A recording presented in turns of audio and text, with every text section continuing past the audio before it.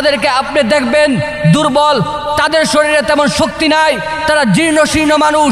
কিন্তু এই জীর্ণশীর্ণ মানুষকেই আল্লাহ পাক রব্বুল আলামিন যখন ঈমানি শক্তি বৃদ্ধি করেন, এই ঈমানি শক্তির মাধ্যমে সমস্ত বাতিল তাগুতদেরকে ধ্বংস করে দেওয়ার জন্য একজন ইমানদার যথেষ্ট হয়ে যায়। চিল্লায় বলেন ঠিক কিনা? পাক রব্বুল আলামিনের আইন কানুন ব্যতীত, যারা কোরআনের হাদিসের আইন ব্যতীত মানুষের রচিত আইন কানুনকে মেনে নেয়, তারাই ধ্বংসের পথে পরিচালিত হয়। চিল্লায় বলেন। দুনিয়ার মধ্যে থাকা অবস্থায় আল্লাহর রসুলের দেখানো পথে চলতে পারি, আল্লাহর রসুলকে ভালোবাসতে পারি, সুন্নাহকে ভালোবাসতে পারি, কোরআনকে ভালোবাসতে পারি। যদি এই ভালোবাসা অবস্থায় ছোটখাটো ভুল হয়েও যায়, আল্লাহ পাক রব্বুল আলামিন চাইলে আমাদেরকে ওই হাসরের ময়দানে মাফ করতে পারেন। চিল্লায় বলেন ঠিক। কোরআনকে ভালোবাসার পর যদি আপনার ভুল হয়, ওই ভুল আল্লাহ পাক রব্বুল আলামিন ক্ষমা করবেন। রসুলকে ভালোবাসতে হবে, রসুলকে ভালোবাসার পর যদি ভুল হয়, ওই ভুল আল্লাহ পাক রব্বুল আলামিন ক্ষমা করবেন। রাসূল পাক সাল্লাল্লাহু আলাইহি ওয়াসাল্লাম এর আদর্শকে মেনে নিতে হবে। আদর্শকে মেনে নেওয়ার পর যদি ভুল হয়, তাহলে আল্লাহ পাক রব্বুল আলামিন ক্ষমা করবেন। আলেম ওলামাদেরকে মহব্বত করতে হবে, কারণ আলেম ওলামারা রাসূল পাক সাল্লাল্লাহু আলাইহি ওয়াসাল্লাম এর ওয়ারিস। সুতরাং রাসূল পাক সাল্লাল্লাহু আলাইহি ওয়াসাল্লাম এর ওয়ারিসগণকে কষ্ট দিয়া, রাসূল পাক সাল্লাল্লাহু আলাইহি ওয়াসাল্লাম এর আইন আদর্শ বাদ দিয়া কোরআনের আইন লঙ্ঘন কইরা যতই অপরাধ করেন, এর অপরাধের শাস্তি আল্লাহ পাক রব্বুল আলামিন দুনিয়ার মধ্যেও দিবেন, আখিরাতের মধ্যেও দিবেন। চিল্লায় বলেন ঠিক কিনা? আল্লাহকে রাজি খুশি সন্তুষ্ট করার প্রতিজ্ঞা করেছি। আল্লাহ এবং আল্লাহর রাসূলকে অসন্তুষ্ট করে দুনিয়ার কোনো মানুষকে সন্তুষ্ট করার ইচ্ছা আমাদের নাই। চিল্লায় বলেন ঠিক কিনা? সুতরাং এক আল্লাহকে সন্তুষ্ট করব। আল্লাহকে সন্তুষ্ট করে যারা আল্লাহর দেওয়া আইন কানুন মেনে যারা চলতে পারে, প্রয়োজন হলে তাদেরকেও সন্তুষ্ট করব। কিন্তু আল্লাহর নাফরমানি করে যারা, নবীজির দেওয়া আদর্শ অমান্য করে যারা, কোরআনের আইন এর সীমা লঙ্ঘন করে যারা, তাদের সাথে আমাদের আপোষ নাই। তাদেরকে সন্তুষ্ট করার কোনো প্রশ্নই আমাদের উঠে না। চিল্লায় বলেন ঠিক কিনা? আল্লাহুম্মা সাল্লি আলা মুহাম্মাদি ওয়া আলা আলি মুহাম্মাদ কামা সাল্লাইতা আলা ইব্রাহিম ওয়া আলা আলি ইব্রাহিম ইন্নাকা হামিদুম মাজিদ। আল্লাহুম্মা বারিক আলা মুহাম্মাদি ওয়া আলা আলি মুহাম্মাদ কামা বারাকতা আলা ইব্রাহিম ওয়া আলা আলি ইব্রাহিম ইন্নাকা হামিদুম মাজিদ। আল্লাহ পাক রব্বুল আলামিন পবিত্র কোরআনে বলেন, আলহামদুলিল্লাহি রাব্বিল আলামিন। সমস্ত প্রশংসা আল্লাহ তাআলার জন্যে, যিনি সমস্ত জাহানের প্রতিপালক। মুহতারাম হাজিরিন, সমস্ত প্রশংসা তার জন্যে যিনি আসমান সৃষ্টি করেছেন, জমিন সৃষ্টি করেছেন, চন্দ্র সৃষ্টি করেছেন, যা কিছু আছে সব কিছু আল্লাহ পাক রব্বুল আলামিন সৃষ্টি করেছেন। সুতরাং প্রশংসাও চলবে। চিল্লায় বলেন ঠিক কিনা?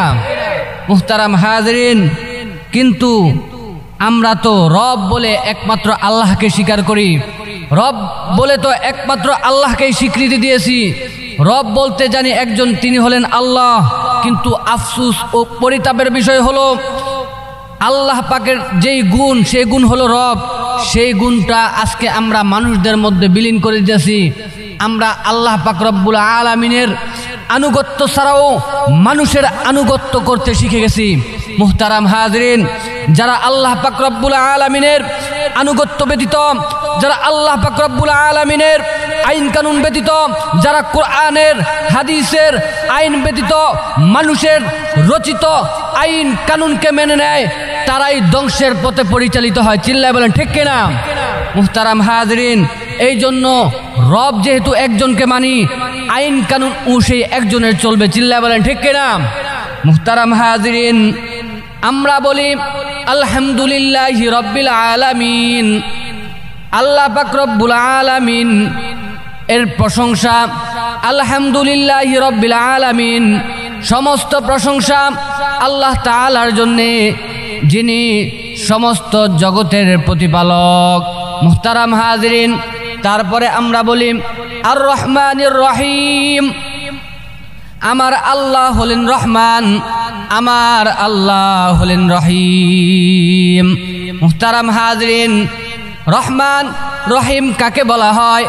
রহমান কাকে বলা হয়? রহিম কাকে বলা হয়? দুনিয়ার মধ্যে আপনি যখন মানুষের সাথে চলাফেরা করবেন, দুনিয়ার মধ্যে আপনি যখন মানুষের সাথে ঘোরাফেরা করবেন, ওই অবস্থায় একে অপরের মনে আঘাত লাগাটা অস্বাভাবিক কিছু না।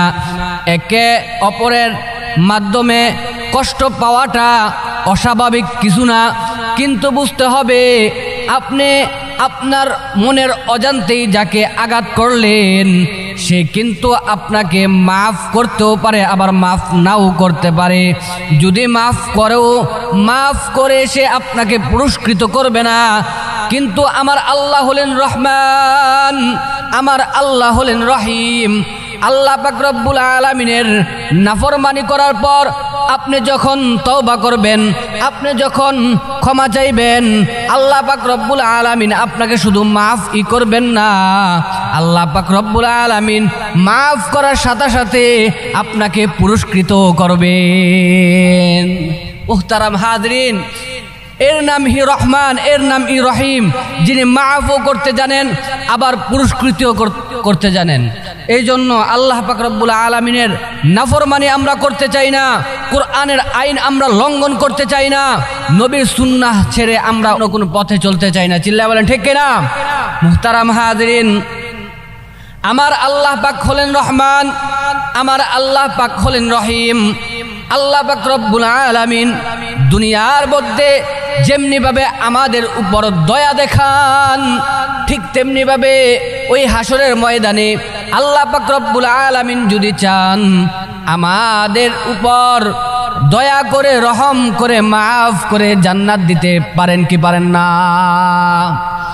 দুনিয়ার মধ্যে যেমনি ভাবে আল্লাহ পাক রব্বুল আলামিনের নাফরমানি করার পরও আল্লাহ পাক রব্বুল আলামিন আমাদেরকে মাফ করে থাকেন, ঠিক তেমনি ভাবে আমরা যদি দুনিয়ার মধ্যে থাকা অবস্থায় আল্লাহর রসুলের দেখানো পথে চলতে পারি, আল্লাহর রসুলকে ভালোবাসতে পারি, সুন্নাহকে ভালোবাসতে পারি, কোরআনকে ভালোবাসতে পারি, যদি এই ভালোবাসা অবস্থায় ছোটখাটো ভুল হয়েও যায়, আল্লাহ পাক রব্বুল আলামিন চাইলে আমাদেরকে ওই হাসরের ময়দানে মাফ করতে পারেন। চিল্লায় বলেন ঠিক কিনা? মুহতারাম হাজিরিন, কিভাবে মাফ করবেন? আল্লাহ পাক রব্বুল আলামিন একদল মানুষকে বলবে, ও আমার বান্দারা, তোমাদের জন্যে জাহান্নাম রেডি করা হয়েছে, তোমরা জাহান্নামের দিকে চলে যাও। আল্লাহ পাক রব্বুল আলামিনের অর্ডার পাইয়া একদল ব্যক্তি জাহান্নামীর দেখতে দৌড়াইতে থাকবে। আল্লাহ পাক রব্বুল আলামিনের আদেশ পাওয়া মাত্র একদল ব্যক্তি জাহান্নামীর দিকে দৌড়াইবে আর পিছন ফিরে তাকাইবে। এই অবস্থায় আল্লাহ পাক রব্বুল আলামিন ওই বান্দাদেরকে বলবে, ও আমার বান্দারা, তোমরা দুনিয়ার মধ্যে থাকা অবস্থায় আমার সীমা লঙ্ঘন করেছো, কিন্তু আমি আল্লাহ আজকে এই হাসরের ময়দানে বিচার নিকাশ শেষে তোমাদেরকে জাহান্নামে যাওয়ার জন্য বললাম, তোমরা জাহান্নামের দিকে দৌড়াও আবার পিছন ফিরে তাকাও, জাহান্নামের দিকে দৌড়াও আবার পিছন ফিরে তাকাও। এর কারণ কি আমাকে বলো? ইন্নাহু আলিমুম বিযাতিস সুদূর। আল্লাহ পাক রব্বুল আলামিন অন্তরের খবর জানেন কি জানেন না? আল্লাহ পাক রব্বুল আলামিন অন্তরের খবর জানার পরও বান্দাদেরকে যখন জিজ্ঞাসা করবে, ও আমার বান্দারা, তোমরা কেন জাহান্নামের দিকে দৌড়াও আবার পিছন ফিরে তাকাও? তখন ওই বান্দারা উত্তর দেবে, ও আল্লাহ, ও আল্লাহ, দুনিয়ার মধ্যে থাকা অবস্থায় আমরা কোরআনকে ভালোবাসতাম, আমরা আপনার হাবিবকে ভালোবাসতাম, আমরা নবীর সুন্নাহগুলোকে মেনে চলতাম, কিন্তু আফসোস ও পরিতাপের বিষয় হলো আমরা পরিপূর্ণ আপনার ইবাদত করতে পারি নাই। ও আল্লাহ, আপনি তো রহমান, আপনি তো রহিম, আপনি রহমান, আপনি তো রহিম, আমরা তো এই দুইটা নাম স্মরণ রেখেছি। ও আল্লাহ, আমরা পিছন ফিরে তাকাই আর মনে মনে চিন্তা করি, এই দুইটা নামের উসিলায় যদি আপনি আমাদেরকে মাফ করে দেন তাহলে আপনার কোনো ক্ষতি হবে না। এই মাফ এর আশায় আমরা পিছন ফিরে তাকাই। ওই অবস্থায় আল্লাহ পাক রব্বুল আলামিন ওই বান্দাদেরকে বলবে, ও আমার বান্দারা, তোমরা দুনিয়ার মধ্যে থাকা অবস্থায় নাফরমানি করেছো, দুনিয়ার মধ্যে থাকা অবস্থায় তোমাদের ভুল হয়েছে, কিন্তু এই হাসরের ময়দানে বিচার নিকাশ শেষে যখন আমি আল্লাহকে তোমরা রহমান বলে আখ্যায়িত করলা, আমি আল্লাহকে যখন তোমরা রহিম বললা, এই নামের উসিলায় যখন ক্ষমা চাইলা, যাও যাও আমি তোমাদেরকে ক্ষমা করে দিয়ে জান্নাতবাসী বানাইয়া দিলাম। মুহতারাম হাজরিন, এই জন্য কোরআনকে ভালোবাসতে হবে। কোরআনকে ভালোবাসার পর যদি আপনার ভুল হয়, ওই ভুল আল্লাহ পাক রব্বুল আলামিন ক্ষমা করবেন। রসুলকে ভালোবাসতে হবে। রসুলকে ভালোবাসার পর যদি ভুল হয়, ওই ভুল আল্লাহ পাক রব্বুল আলামিন ক্ষমা করবেন। রসুল পাক সাল্লাল্লাহু আলাইহি ওয়াসাল্লাম এর আদর্শকে মেনে নিতে হবে। আদর্শকে মেনে নেওয়ার পর যদি ভুল হয়, তাহলে আল্লাহ পাক রব্বুল আলামিন ক্ষমা করবেন। আলেম ওলামাদেরকে মহাব্বত করতে হবে, কারণ আলেম ওলামারা রসুল পাক সাল্লাল্লাহু আলাইহি ওয়াসাল্লাম এর ওয়ারিস। সুতরাং রসুল পাক সাল্লাল্লাহু আলাইহি ওয়াসাল্লাম এর ওয়ারিসগণকে কষ্ট দিয়া, রসুল পাক সাল্লাল্লাহু আলাইহি ওয়াসাল্লাম এর আইন আদর্শ বাদ দিয়া কোরআনের আইন লঙ্ঘন কইরা যতই অপরাধ করেন, এর অপরাধের শাস্তি আল্লাহ পাক রব্বুল আলামিন দুনিয়ার মধ্যেও দিবেন, আখিরাতের মধ্যেও দিবেন। চিল্লায় বলেন ঠিক কিনা? মুহতারাম হাজরিন, এই জন্য রসুলকে ভালোবাসতে শিখুন, আলেম ওলামাদেরকে মহাব্বত করতে শিখুন, কোরআনকে ভালোবাসুন, কোরআনের বিরোধিতা করবেন না।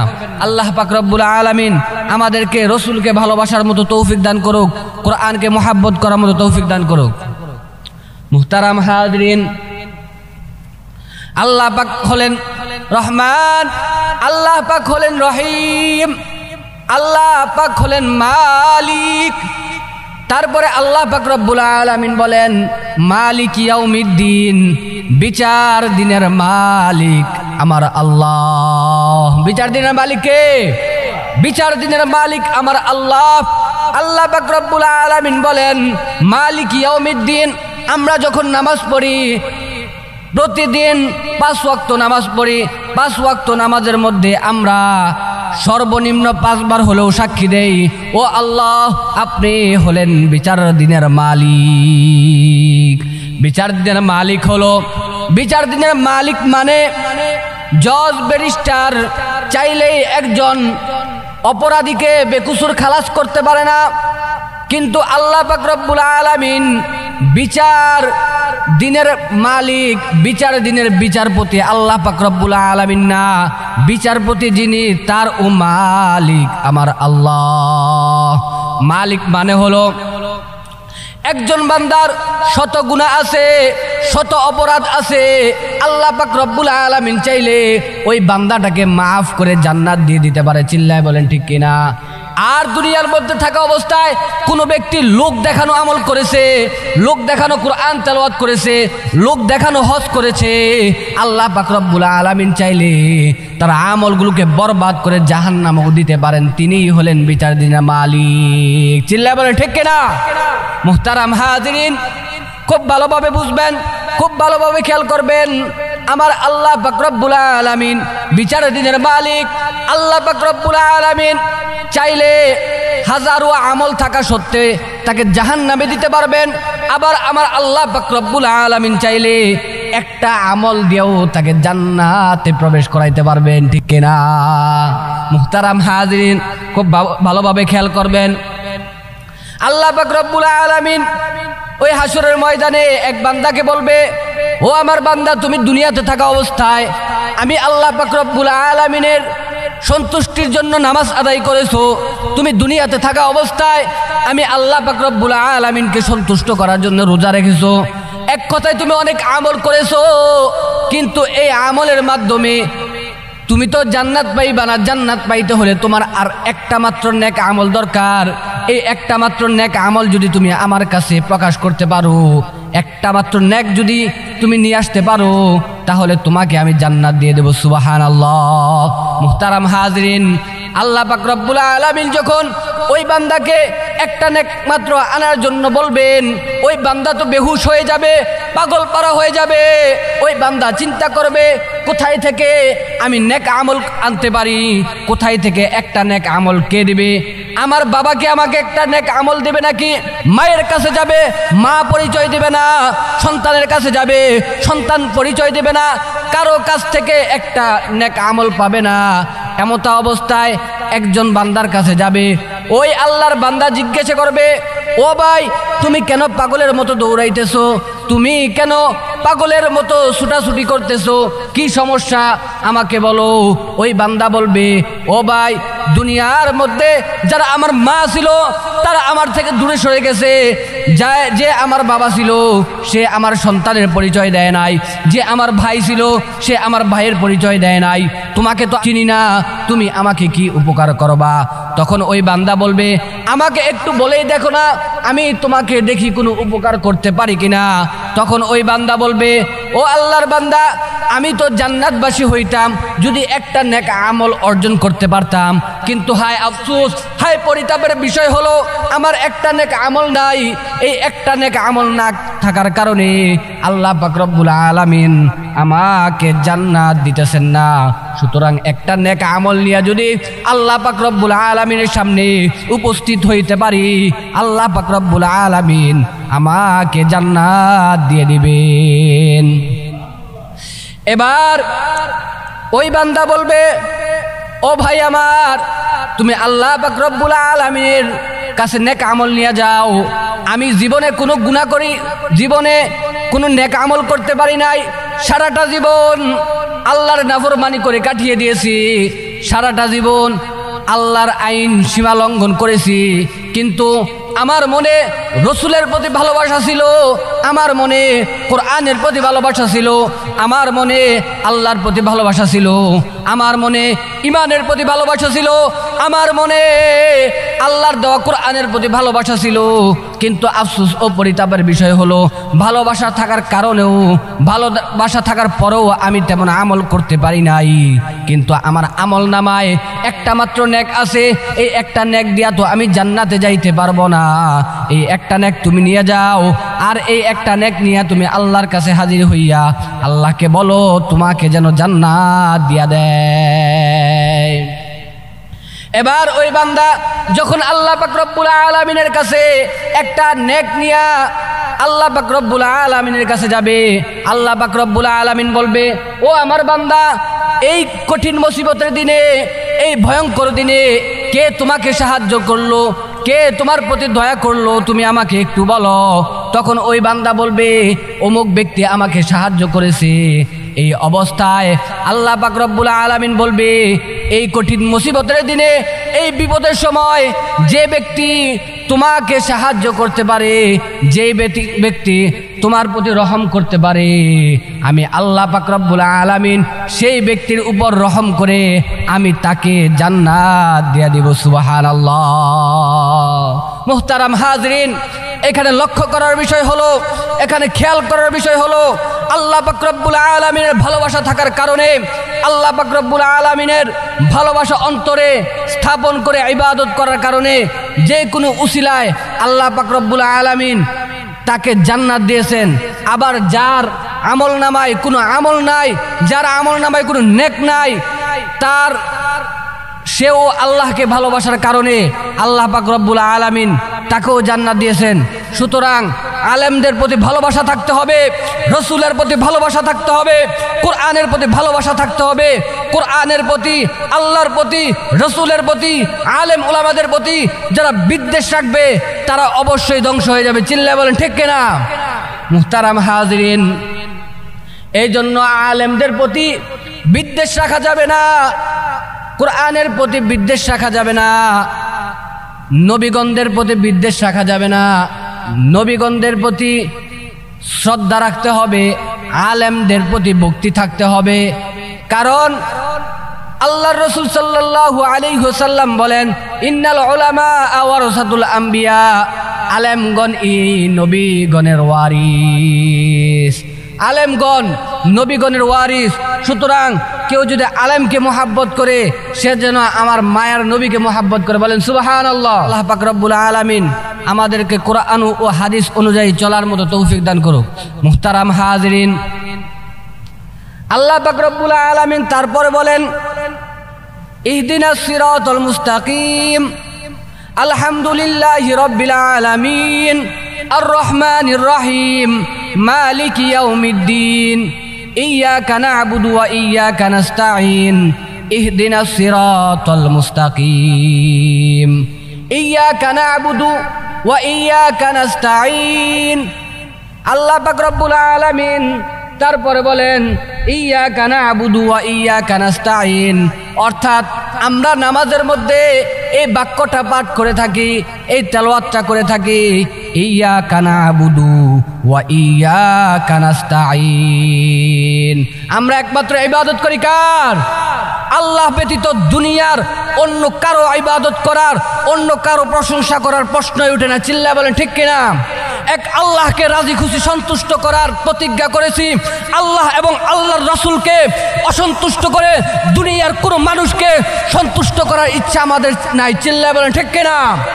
সুতরাং এক আল্লাহকে সন্তুষ্ট করব। আল্লাহকে সন্তুষ্ট করে যারা আল্লাহর দেওয়া আইন কানুন মেনে যারা চলতে পারে, প্রয়োজন হলে তাদেরকেও সন্তুষ্ট করব। কিন্তু আল্লাহর নাফরমানি করে যারা, নবীজির দেওয়া আদর্শ অমান্য করে যারা, কোরআনের আইন এর সীমা লঙ্ঘন করে যারা, তাদের সাথে আমাদের আপোষ নাই। তাদেরকে সন্তুষ্ট করার কোনো প্রশ্নই আমাদের উঠে না। চিল্লায় বলেন ঠিক কিনা? মুহতারাম হাজিরিন, আমরা নামাজের মধ্যে পড়ি ইয়্যাকা না'বুদু ওয়া ইয়্যাকা নাস্তাঈন। আমরা নামাজের মধ্যে পড়ি ইয়্যাকা না'বুদু ওয়া ইয়্যাকা নাস্তাঈন। প্রশংসা করি কার? ইবাদত করি কার? গোলামি করি কার? ইবাদত করি আল্লাহর, প্রশংসা করি আল্লাহর, একমাত্র ইবাদত করি আল্লাহর। আল্লাহর ইবাদত ব্যতীত অন্য কারো ইবাদত করব না। অন্য কারো প্রশংসায়, অন্য কারো প্রশংসা আমরা করব না। কিন্তু যারা আল্লাহ এবং আল্লাহর রসুলকে ভালোবাসে, তাদের প্রতি আমাদের একটা ভালোবাসা স্থাপন করব। ঠিক না? আপনি আল্লাহকে ভালোবাসেন, আপনি রসুলকে ভালোবাসেন, আপনি কোরআনকে ভালোবাসেন, আপনি আমার ভাই। চিল্লায় বলেন ঠিক কিনা? কিন্তু আপনি আল্লাহর নবীর সাথে দুশ্মনী করেন, আপনি কোরআনের আইন লঙ্ঘন করেন, আপনি আমার কোশ্চিন কালো ভাই হতে পারেন না। চিল্লায় বলেন ঠিক কিনা? এই জন্য আল্লাহকে যারা ভালোবাসে, নবীকে যারা ভালোবাসে, অবশ্যই আমরা তাদেরকে মোহাব্বত করি কি করি না? অবশ্যই আমরা তাদেরকে ভালোবাসি কি বাসি না? একটু আওয়াজ করে বলেন। আল্লাহকে ভালোবাসি, নবীকে ভালোবাসি, এবং যারা আল্লাহকে ভালোবাসে, নবীকে ভালোবাসে, আমরা তাদেরকেও আল্লাহ পাক রব্বুল আলামিন আমাদেরকে বুঝার মতো তৌফিক দান করে, বলেন আমিন। তারপরে আমরা বলি ইহদিনাস সিরাতাল মুস্তাকিম। আয় আল্লাহ, আমাদেরকে সরল সঠিক পথে পরিচালনা করুন। ইহদিনাস সিরাতাল মুস্তাকিম, ইহদিনাস সিরাতাল মুস্তাকিম। আমরা বলি আয় আল্লাহ, আমাদেরকে সরল সঠিক পথে পরিচালনা করুন। মুহতারাম হাজিরিন, সরল সঠিক পথ কোনটা? কোরআন হাদিসের পথ যেইটা, ওইটাই সরল সঠিক পথ। আল্লাহর রাসূল যেই আদর্শ আমাদেরকে দিয়ে গেছেন, সেই আদর্শের পথটাই হলো সরল সঠিক পথ। ওই পথের মধ্যে যদি আমরা জীবন অতিবাহিত করতে পারি, তাহলে আল্লাহ পাক রব্বুল আলামিন এই সঠিক পথে চলার কারণে, সরল সঠিক পথে চলার কারণে আমাদেরকে জান্নাত দিবেন। চিল্লায় বলেন ঠিক কিনা? কিন্তু যারা সরল সঠিক পথে চলে, তাদের উপর অত্যাচার আসবে, তাদের উপর নির্যাতন আসবে, তাদের উপর জুলুম আসবে, তাদের জেল হবে, গুম হবে, হাতের মধ্যে শিকল পড়বে। তারপরও তারা সরল সঠিক পথ থেকে, তারপরও তারা কোরআনের পথ থেকে, তারপরও তারা রসুলের আদর্শ থেকে, তারপরও তারা সুন্নাহর পথ থেকে কোশ্চিন কালো পিছপা হবে না। চিল্লায় বলেন ঠিক কিনা? মুহতারাম হাজিরিন, আমাদের বুজুর্গদের দিকে তাকাইলো এমন দেখা যায়, আমাদের পূর্বপুরুষদের দিকে তাকাইলো এমন দেখা যায়, তাদের উপর অত্যাচার এসেছে, তাদের উপর নির্যাতন হয়েছে, তারা জুলুমের শিকার হয়েছে। তারপরেও আল্লাহ পাক রব্বুল আলামিনের রাসূল পাক সাল্লাল্লাহু আলাইহি ওয়াসাল্লাম এর আদর্শ থেকে তারা পিছপা হয় নাই। আমরাও আমাদের উপর অত্যাচার হতে পারে, আমাদের মুখ বন্ধ করে দিতে পারো, আমাদেরকে গুম করে দিতে পারো, আমাদেরকে যাই কিছু করো না কেন, আমাদের উপর যত বিপদই আসুক না কেন, আমরা আল্লাহর পথ থেকে, রাসূল পাক সাল্লাল্লাহু আলাইহি ওয়াসাল্লাম এর আদর্শ থেকে কোশ্চিন কালো পিছপা হব না। চিল্লায় বলেন ঠিক কিনা? এক আল্লাহ বিনে জীবন আমার কারো কথায় চলবে না। নাস্তিকেরা যে যাই বলুক, উল্টো পাল্টা পথে চলুক। নাস্তিকেরা যে যাই বলুক, উল্টো পাল্টা পথে চলুক। আল্লাহ বিনে কারো কথাই জীবন আমার টলবে না। এক আল্লাহ বিনে জীবন আমার কারো কথাই চলবে না। চিল্লায় বলেন ঠিক কিনা? আমরা ইবাদত করব কার? আমাদের আকাবিররা আল্লাহ পাক রব্বুল আলামিনের ইবাদত করেছেন এই দ্বীনের ঝান্ডাকে সমুন্নত রাখার জন্য। তারা বাতিলদের কাছে কখনো মাথা নত করে নাই। ইমাম আবু হানিফা রহমাতুল্লাহি আলাইহি বাতিলের কাছে মাথা নত করে নাই। ইমাম মালিক রহমাতুল্লাহি আলাইহি বাতিলের কাছে মাথা নত করে নাই। ইমাম বুখারী রহমাতুল্লাহি আলাইহি বাতিলের কাছে মাথা নত করে নাই। সুতরাং আমাদের উপরও যত জেল জুলুম আসুক না কেন, আমরা হকের কথা কোরআনের কথা বলেই যাব। চিল্লায় বলেন ঠিক কিনা? মুহতারাম হাজরিন, একটু বুঝার চেষ্টা করেন, একটু দেখেন আমাদের পূর্বপুরুষ কত কষ্ট করেছে, কত মুজাহাদা করেছে, কত নির্যাতন তাদের উপর অতিবাহিত হয়েছে। তারপরেও তারা রাসূল পাক সাল্লাল্লাহু আলাইহি ওয়াসাল্লাম এর সম্মানের মধ্যে আঘাত লাগতে দেয় না। চিল্লায় বলেন ঠিক কিনা? আপনি তাকান ইমাম বুখারী রহমাতুল্লাহি আলাইহির দিকে। এত বড় আল্লাহওয়ালা, এত বড় বুজুর্গ মানুষ, সবাই ওনাকে সম্মান করে, সবাই ওনাকে তাজিম করে। উনি যখন বুখারী শরীফের দর্শ দিতেন, হাজার হাজার ছাত্র ওনার সামনে বসে যেত, হাজার হাজার ছাত্র ওনাকে সম্মান করত। ওনার সালার চাটের উপর সবাই এই নবীর হাদিস শোনার জন্য, শ্রবণ করার জন্য ওনার কাছে সমবেত হতো। কিন্তু এই পরিস্থিতি ওই জামানার শাসক এটা মেনে নিতে পারে না। শাসক চিন্তা করে, আমি তো ডাক দিলে 2 জন মানুষও আসে না, কিন্তু সে ডাক দিলে এই লক্ষ লক্ষ মানুষ, হাজার হাজার মানুষ আসে, এটা তো আমার সহ্য হয় না। তার ভিতর একটা হিংসা ঢুকে গেছে। এই অবস্থায় কি করলো শাসক? চিন্তা করলো, যেহেতু তার কাছে এত মানুষ সমবেত হয়, তার যেহেতু এত সম্মান, এত ইজ্জত, সুতরাং এই সম্মান ইজ্জত যদি আমি অর্জন করতে চাই, আমার 2 রাজপুত্রকে তার কাছ থেকে শিক্ষা প্রদান করাতে হবে।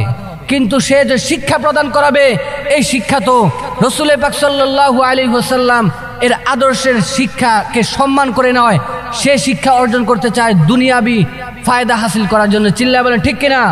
নিয়ত যদি খারাপ থাকে, আর নিয়ত খারাপ রেখে ভালো কোনো কাজ করলেও ওই ভালো কাজটা আল্লাহ পাক রব্বুল আলামিনের দরবারে ভালো বলে গণ্য হয় না। চিল্লায় বলেন ঠিক কিনা? এই জন্য ভালো কাজ করতে হবে, ভালো কাজ করার পাশাপাশি ভালো কাজটা ভালো নিয়তে করতে হবে। চিল্লায় বলেন ঠিক কিনা? মুহতারাম হাজরিন, ওই শাসক কি করলো? ওই শাসক ইমামে বুখারী রহমাতুল্লাহি আলাইহিকে ডাকলেন, ডাইকা বললেন যে আপনি এই কিতাবের দর্শ দেন, আপনি এত এত ছাত্র পড়ান, আমার 2 রাজপুত্র আপনার কাছে পড়বে, কিন্তু ওই সালার চাটের উপর গিয়ে পড়বে না। আপনি যে কোনো একটা সময় করে আমার রাজপ্রাসাদে আসবেন, রাজপ্রাসাদের মধ্যে আইসা তারপরে আমার এই 2 সন্তানকে আপনি এই কোরআন শিখাইবেন, রাসূল পাক সাল্লাল্লাহু আলাইহি ওয়াসাল্লাম এর বাণী শিখাইবেন। ইমামে বুখারী রহমাতুল্লাহি আলাইহি শাসককে বললেন, হে জমানার শাসক, আমি এত এত ছাত্রকে দর্শ দেই, তারা সবাই আমার কাছে রাসূল পাক সাল্লাল্লাহু আলাইহি ওয়াসাল্লাম এর বাণী শিখতে আসে। সুতরাং সবাইকে মাহরুম করে তোমার 2 সন্তানকে আমি এই শিক্ষা দিব, সবাইকে মাহরুম করব, এটা আমার মাধ্যমে কখনো হবে না। আমি রাসূল পাক সাল্লাল্লাহু আলাইহি ওয়াসাল্লাম এর বাণীকে সমুন্নত রাখার জন্য, রাসূল পাক সাল্লাল্লাহু আলাইহি ওয়াসাল্লাম এর বাণীকে আরো বিস্তার করার জন্য তোমার এই রাজপ্রাসাদের মধ্যে আইসা তোমার চামচামি করতে পারবো না। তোমার সন্তানদেরকে যদি এই সুশিক্ষায় শিক্ষিত করতে চাও, তাহলে আমার ওই সালার চটের উপরে তোমার সন্তানদেরকে বসতে হবে। ইমামে বুখারী রহমাতুল্লাহি আলাইহি যখন তাদেরকে এই কথা বলে দিছেন, ওই রাজাকে যখন এই কথা বললেন, রাজা ইমাম বুখারী রহমাতুল্লাহি আলাইহির প্রতি ক্ষুব্ধ হয়ে গেলেন, ইমাম বুখারী রহমাতুল্লাহি আলাইহির প্রতি নারাজ হয়ে গেলেন। তারপরেও ইমাম বুখারী রহমাতুল্লাহি আলাইহি হকের পথ থেকে বুলন্ডিত হয় নাই। তারপরেও ইমাম বুখারী রহমাতুল্লাহি আলাইহি হকের পথ থেকে সরেন নাই। মুহতারাম হাজরিন, তাদের উপর কতটা অত্যাচার হয়েছে, নির্যাতন তারা হয়েছে। ইমাম বুখারী যখন দর্শ দিতেন, ছাত্রদেরকে যখন হাদিস শুনাইতেন, এমন হয়েছে ওই শাসক, ওই বাদশাহ, ওই রাজা ইমাম বুখারী রহমাতুল্লাহি আলাইহি এর দর্শের মধ্যে, এর প্রতিষ্ঠানের মধ্যে পুলিশ পাঠাইয়া দিত। আর পুলিশ আইসা বলতো, হে ইমাম বুখারী, আপনি যে এই দর্শ দিতেছেন, হাজার হাজার ছাত্রকে সবক দিতেছেন, আপনি কি বাদশার পারমিশন নিছেন? এই কথা যখন বলল, এইভাবে ইমাম বুখারী রহমাতুল্লাহি আলাইহিকে বিভ্রান্ত করতে লাগলো, ইমাম বুখারী রহমাতুল্লাহি আলাইহির উপর চাপ সৃষ্টি করতে লাগলো। ইমাম বুখারী রহমাতুল্লাহি আলাইহি এই চাপ স্থান করতে পারে নাই, থাকতে পারে নাই। এটা ইমাম বুখারী রহমাতুল্লাহি আলাইহি এর ব্যর্থতা না, এটা হলো ওই যুগের শাসকের ব্যর্থতা। চিল্লায় বলেন ঠিক কিনা? মুহতারাম হাজরিন, যাই হোক, আমাদের পূর্বপুরুষ এইভাবে কষ্ট করেছেন, মুজাহাদা করেছেন, তারপরও তারা হকের ঝান্ডাকে সমন্বিত রাখার জন্যে বাতিলের কাছে মাথা নত করে নাই। আমরাও যারা হকের পথে কথা বলি, সত্যের কথা বলি, কোরআনের কথা বলি, আমরাও ইনশাল্লাহ যত জেল জুলুম আসুক না কেন হকের কথা বলেই যাব ইনশাআল্লাহ। আল্লাহ পাক রব্বুল আলামিন আমাদেরকে হকের পথে চলার মতো তৌফিক দান করুক। মুহতারাম হাজরিন, তো বলতেছিলাম ইহদিনাস সিরাতাল মুস্তাকিম। আল্লাহ পাক রব্বুল আলামিনের কাছে বলি, ও আল্লাহ, আমাদেরকে সরল সঠিক পথে পরিচালনা করুন। সরল সঠিক পথে যারা চলবে, কোরআনের আইন যারা মেনে নিবে, তারা যদিও দেখা যায় দুর্বল, কিন্তু আল্লাহ পাক রব্বুল আলামিন তাদেরকে ঈমানি শক্তি বৃদ্ধি করে দিবেন। মুহতারাম হাজরিন, এই জন্য সরল সঠিক পথে যারা চলতে চায়, আল্লাহ পাক রব্বুল আলামিনের পথে যারা চলতে চায়, কোরআন যারা মানে, রাসূল পাক সাল্লাল্লাহু আলাইহি ওয়াসাল্লাম এর আদর্শ অনুযায়ী যারা জীবন যাপন করে, তাদেরকে আপনি দেখবেন দুর্বল, তাদের শরীরে তেমন শক্তি নাই, তারা জীর্ণ শীর্ণ মানুষ। কিন্তু এই জীর্ণ শীর্ণ মানুষকেই আল্লাহ পাক রব্বুল আলামিন যখন ঈমানি শক্তি বৃদ্ধি করেন, এই ঈমানি শক্তির মাধ্যমে সমস্ত বাতিল তাগুতদেরকে ধ্বংস করে দেওয়ার জন্য একজন ইমানদারই যথেষ্ট হয়ে যায়। চিল্লায় বলেন ঠিক কিনা? সুতরাং ইমানদার হওয়া চাই, নেক নিয়ত অন্তরে লালন করা চাই, নেক আমল বেশি বেশি করা চাই, এবং আল্লাহ পাক রব্বুল আলামিনের হুকুম আহকাম অনুযায়ী আমাদেরকে চলা চাই। আল্লাহ পাক রব্বুল আলামিন আমাদেরকে আল্লাহ পাক রব্বুল আলামিনের হুকুম আহকাম মেনে চলার মতো তৌফিক দান করুক। আমিন।